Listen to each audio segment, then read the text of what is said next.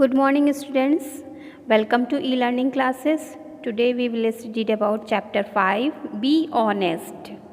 In this chapter हम पढ़ेंगे कि honesty is the best policy, कि honesty एक अच्छी सीख है, best policy है कि हमको सच बोलना चाहिए.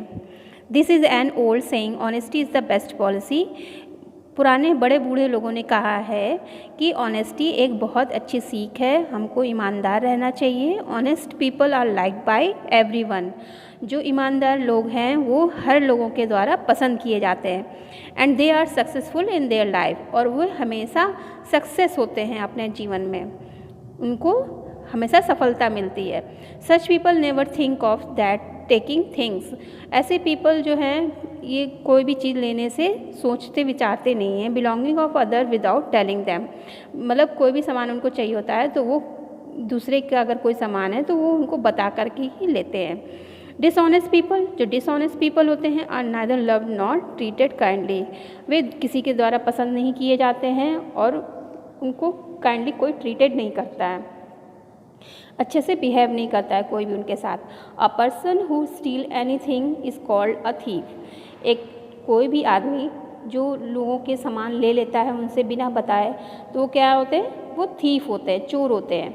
Nobody wants to be friendly with him. कोई भी उनके साथ दोस्ती नहीं रखना चाहेगा.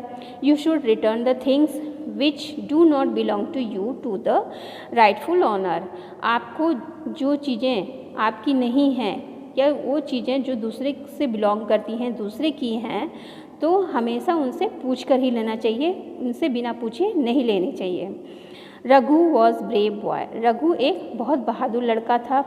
ही use to look after his father sheep on the mountain side.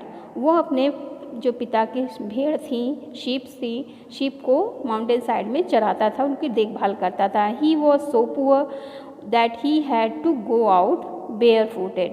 और वो इतना गरीब था कि उसके पास पैर में कुछ पहनने के लिए नहीं थी और वो उसको नंगे पैर ही जाना होता था. One day the weather was freezing cold. एक दिन बहुत ज़्यादा कड़ाके की ठंड थी, बहुत फ्रीजिंग मतलब कोल्ड जमा देने वाली ठंड थी. It had been raining the whole morning. और सुबह से ही बारिश हो रही थी. His feet were swollen and bleeding. उसके जो पाँव थे वो सूज गए थे और उनसे खून बह रहा था. सडनली अचानक एक big man came riding on horse. He had a sword at his side. और एक बड़ा आदमी आता है घोड़े पर बैठ के और उसके बगल में स्वॉर्ड थी, तलवार थी. He looked ferocious. वो डरावना लग रहा था. He stopped his horse and said to the boy. और उसने अपने घोड़ा रोका और बच्चे से बोला, I am very rich man. मैं बहुत अमीर आदमी हूँ. I am the leader of a robber. मैं डाकुओं का सरदार हूँ, लीडर हूँ. I have a lot of money. मेरे पास बहुत ढेर सारा पैसा है. I see you your feet are bleeding.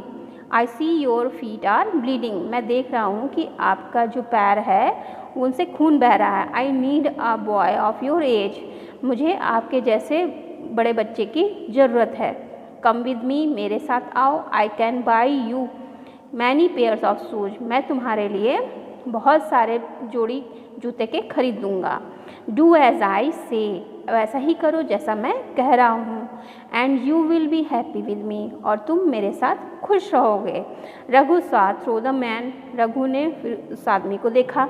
He felt that the man was विग्ड. कि वो आदमी, उसने सोचा कि ये आदमी विग्ड लग रहा है, धूर्त लग रहा है, चालाक है. But he was not frightened. लेकिन वो उससे डरा नहीं.